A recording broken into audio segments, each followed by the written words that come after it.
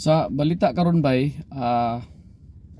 yung pagawas na og kuan si Senator Risa Hontiveros nga open siya for kuan running as standard bearer presidente sa karong 2028. Unya open naman sad kay na bay no, murag public knowledge man sada nga si BP Sara mulansad sad og presidente karong 2028. So mulansad si BP Sara nya kontrahan ni Risa Hontiveros plus og mudayon si Congressman Martin Romualdez ligre ni no.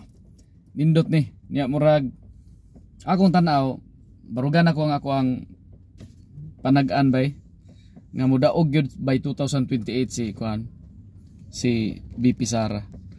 So mo nang ngita na sila paagi ang saon nila pag kuas BP Sara nga no impeachment talaga. Unya nalanay man